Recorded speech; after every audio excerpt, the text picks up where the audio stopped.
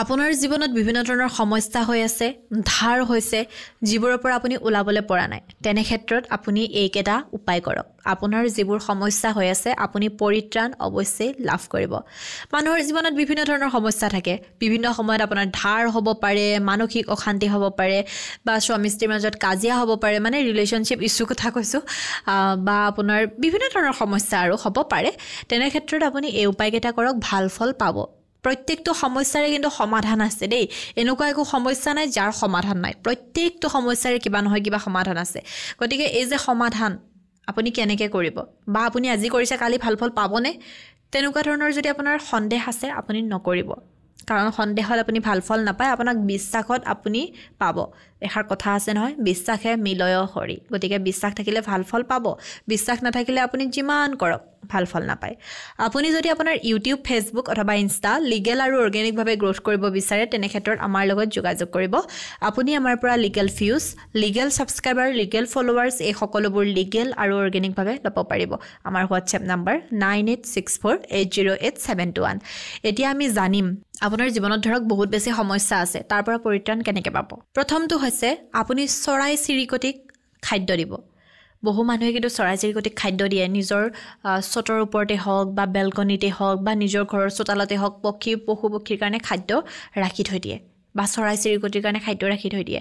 আপুনি সেইটো কৰিব, চৰাই চিৰিকটিক খাদ্য দিব। আপোনাৰ কি হ'ব জানেনে? নৱগ্ৰহ মজবুত হ'ব। নৱগ্ৰহ যদি আপোনাৰ মজবুত হৈ থাকে, গোটেইকেইটা গ্ৰহই যদি আপোনাৰ মজবুত হৈ থাকে, আপোনাক কেতিয়াও কোনো সমস্যাই কোনো ফালৰ পৰা বগৰাব নোৱাৰে। দ্বিতীয়টো হৈছে মাছ। মাছক যদি আপুনি নিতৌ আটা খুৱায়, মাছক আটা খোৱালে কি হয়, আপুনি পিত্ৰদোষৰ পৰা বাচিব পাৰে। আচলতে আমাৰ পিত্ৰদোষটো এনেকুৱা এটা দোষ যিটোৱে আমাক খুব বেছি দুৰ্বল কৰি পেলাব পাৰে, আপোনাৰ হোৱা কাম নোহোৱা কৰিব পাৰে। এই ধৰক আপোনাৰ প্ৰমোশ্যন এটা হওঁ হৈ আছে, এণ্ড টাইমত গৈ আপোনাৰ প্ৰমোশ্যনটো নহ'ল।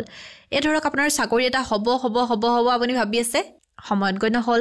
আপোনাৰ ব্যৱসায়ত আপুনি কিবা এটা ডাঙৰ ডিল কৰিছে, হ'ব হৈ আছে, হঠাৎ নোহোৱা হৈ গ'ল। এইবোৰ আপোনাৰ পিত্ৰদোষৰ কাৰণে হয়, যিবোৰৰ বিষয়ে মানুহবোৰ জ্ঞাতই নহয়, গতিকে সজাগ হ'ব নোৱাৰে। পিত্ৰদোষনো কি, তেনেকুৱা ধৰণৰ মানুহে ভাবে কোনোবা এটা মৰিলে বাছ গ'ল গুচিল আৰু এইবোৰ ইমান গুৰুত্ব দি নাথাকে। গতিকে এইবোৰে সমস্যাৰ সৃষ্টি কৰে। তেনে ক্ষেত্ৰত আপোনাৰ ঘৰত যদি ফিছাৰী আছে, পুখুৰী আছে, আপুনি মাছক সদায় আটা খুৱাব, আপুনি ভাল ফল অৱশ্যে পাব। আৰু একেবাৰে শেষত এটা উপায় কওঁ, ধাৰৰ পৰা মুক্ত হ'ব। কি কৰিব? ধাৰ নৰ্মেলি বহুত মানুহৰ আছে, যিয়ে মোক পাৰ্চনেলি মেছেজ কৰে, মেছেঞ্জাৰত মেছেজ কৰে। মই কিছুমানৰ চালে মই গম পাওঁ যে তেওঁলোকে এটাই কয়, ধাৰ লোন কি কৰা যায়। এতিয়া আপোনাৰ ধৰক খুব বেছি ধাৰ হৈছে, সুদ আছে, তেনে ক্ষেত্ৰত আপুনি কি কৰিব পাৰে, পৰুৱাক মিঠাই খুৱাব পাৰে। পৰুৱাক যদি আপুনি মিঠাই খুৱায়, আটা খুৱায়, তেতিয়াহ'লে আপোনাৰ ধাৰৰ পৰা আপুনি মুক্ত হ'ব। কিন্তু এনেকুৱা নহয়, মই এনেকুৱা মানুহ বহুত পাইছোঁ যে আজি কৰিছে কাইলৈ ৰিজাল্ট বিচাৰে। এইটো কেনেকৈ সম্ভৱ আপুনি নিজে ভাবক। কেতিয়াও আপুনি নাপায় তেনেকুৱা ৰিজাল্ট। আপুনি এই কামটো কৰিয়ে থাকিব লাগিব। কৰি থাকোঁতে আপুনি ভাল ফল পাব। তাৰ লগতে সমানে আপুনি ঈশ্বৰক আৰাধনা কৰিব লাগিব, ঈশ্বৰক ক'ব লাগিব, ঈশ্বৰক সমৰ্পণ কৰিব লাগিব যে মই এইটো কৰিছোঁ, মোৰ বাছ আপুনি এই সমস্যাটো নোহোৱা কৰি দিয়ক। আপুনি যেতিয়া নিতৌ পূজা অৰ্চনা কৰিব, ঈশ্বৰক আৰাধনা কৰিব, ঈশ্বৰে আপোনাৰ যিমান বেছি সমস্যা আছে নহয় নোহোৱা কৰি দিব। এইটো নহয় যে ওপৰৰ পৰা পইচা পেলাই দিব, ভগৱানে এনেকৈ নোহোৱা কৰিব যে আপোনাক ইমান বেছি ৰাস্তা দিব, আপুনি নিজেই সমস্যাসমূহ নোহোৱা কৰিব পাৰিব। গতিকে ঈশ্বৰৰ ওপৰত বিশ্বাস ৰাখক আৰু উপায়খিনি কৰি চাওক, আপোনাৰ সমস্যাৰ সমাধান আপুনি নিশ্চয় পাব।